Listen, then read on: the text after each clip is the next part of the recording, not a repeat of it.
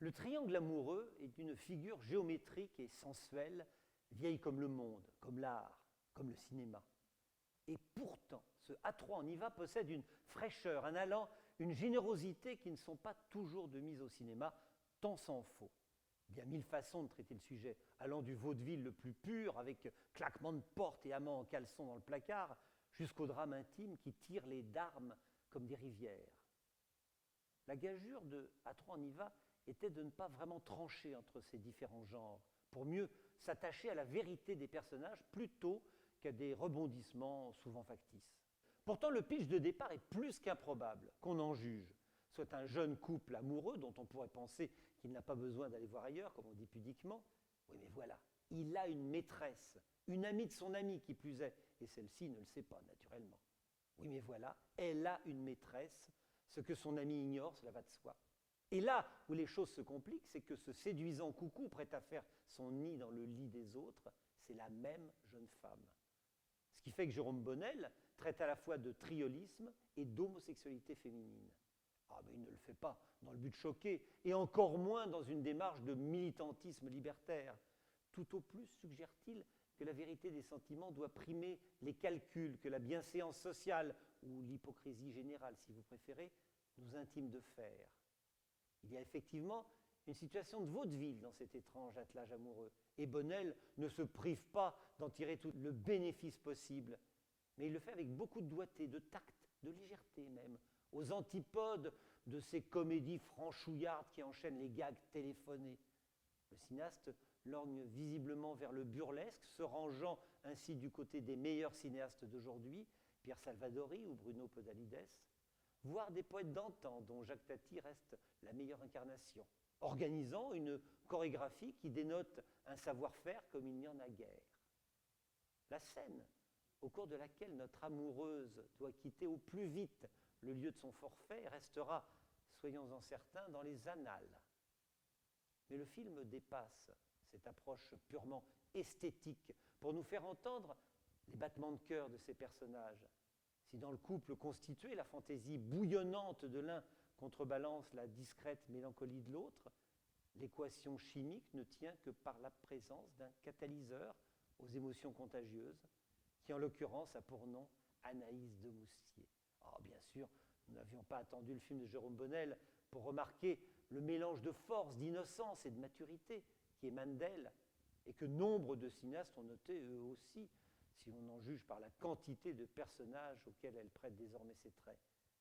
Mais c'est peu dire qu'elle tient ici l'un de ses meilleurs rôles, où la fantaisie n'est pas exclusive d'une émotion qui n'a rien d'artificiel. Avec elle, le mensonge et la sincérité ne sont absolument pas antinomiques. Il est vrai que le personnage exerce une profession pas comme les autres. Elle est avocate.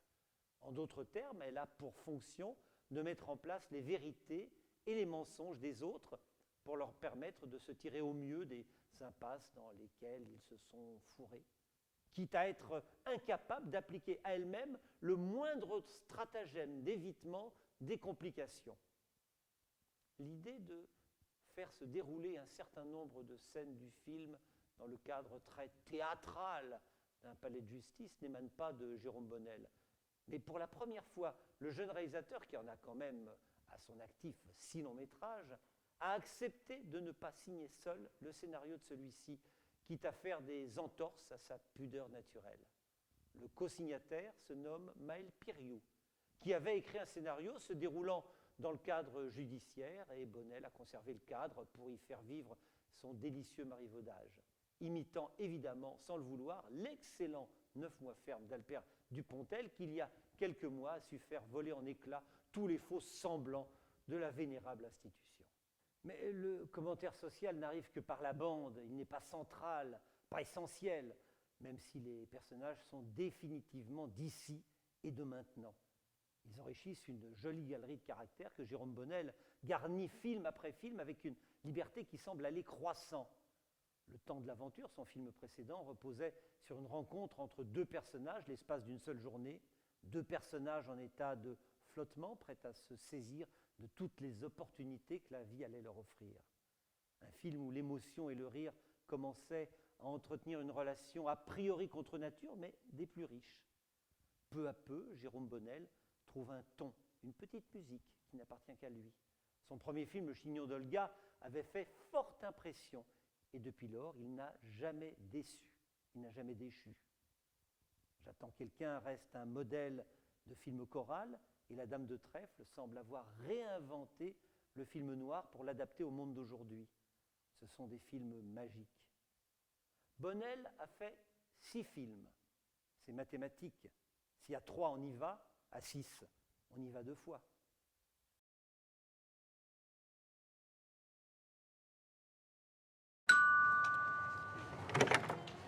Oh, Micha. Entre. Bah ça va pas, non? Vous venez de vous retrouver. Je savais pas qu'il revenait aujourd'hui. Ah tiens, c'est mignon ce que t'as au pied. C'est un tue-l'amour ton truc. À ce point-là? En ce qui me concerne. Je suis désolée, c'est pas très adulte. On s'en fout d'être adulte.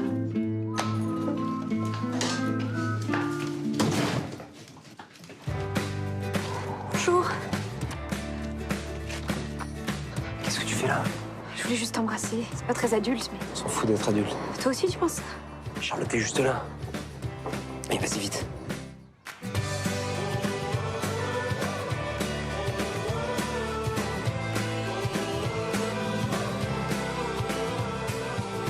Maître. Hé, De Guyne. Qu'est-ce qui t'arrive, toi, connard? Je sais que certaines rencontres peuvent mal tourner, comme je sais que la frontière est très fine entre le jeu de la séduction et quelque chose, pourquoi pas, de dangereux. Je sais que j'attends quelque chose qui arrivera pas. Moi, j'avais des envies immenses avec toi. Comme jamais avec personne. Si tu veux, demain, on se marie. Je déteste le mariage, mais si tu veux, on se marie. Tu sais, moi, ça m'intéresse pas de tirer des coups dans la vie. Mais j'ai aucune honte à dire que quand j'aime, je peux faire l'amour tous les jours, sans même penser que je le fais tous les jours, tellement j'aime, et tellement je fais ça comme je respire.